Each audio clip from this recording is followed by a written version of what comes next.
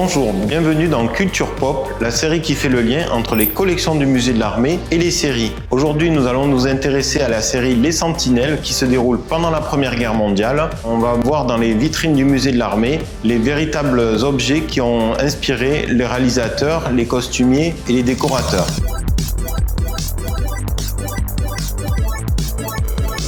Cette série commence en 1915. L'arme allemande est presque aux portes de Paris.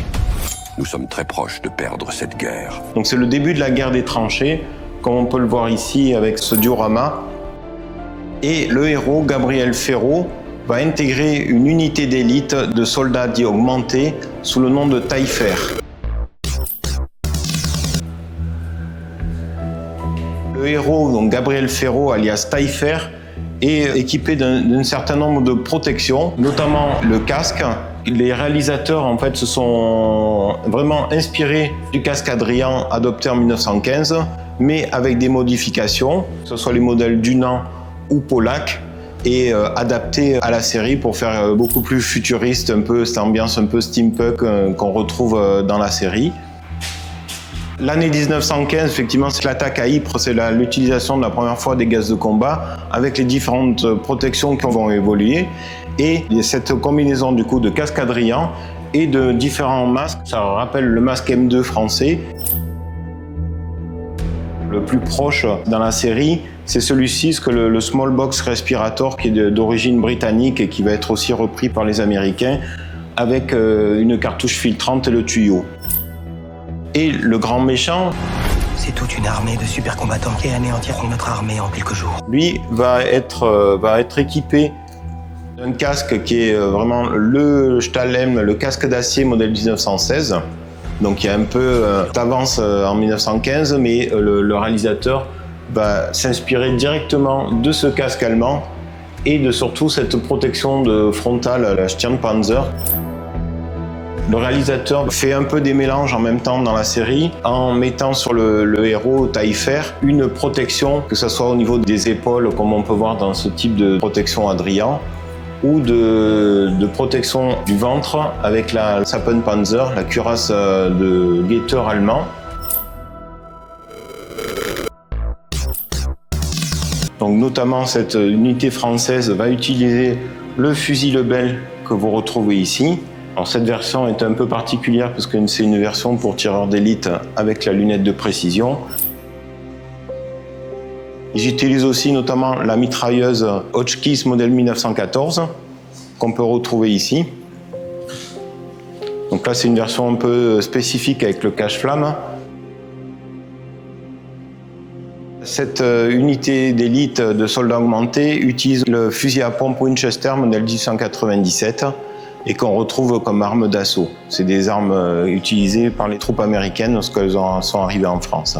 Il y a quand même un peu quelques entorses, puisque le grand méchant va utiliser ce type d'arme, qui est le fusil mitrailleur Lewis, une arme britannique qu'on retrouve bien avec le chargeur tambour qui est en calibre 303 britannique, donc 7,7 mm. Et la version utilisée dans la série, elle, est une version sans la crosse. Cette mitrailleuse, oui, peut être portative, même si c'est quand même plus pratique de l'utiliser avec le bipied et posé à terre. Les Sentinelles étaient une unité qu'on peut comparer aux unités de corps franc pendant la Première Guerre mondiale. Ce sont en fait des petits groupes de soldats vraiment très mobiles qui vont servir à faire des actions de coups de poing. Donc c'est vraiment des quelques hommes au sein d'une compagnie. Et ils ont toutes sortes d'armements, effectivement, pour être très mobiles. Donc ils utilisent dans la série l'appel comme une arme de combat. C'est quelque chose qu'on retrouve, et même encore actuellement, dans l'armée russe.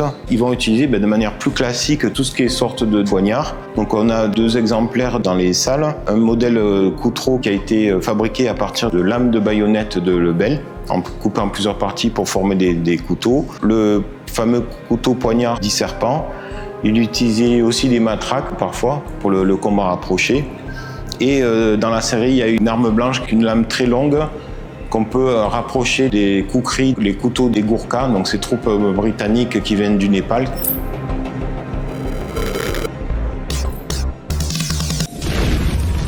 Avant de devenir Taillefer, Gabriel Ferraud a été grièvement blessé au combat. Il faut savoir qu'il y a eu près de 4 millions de blessés.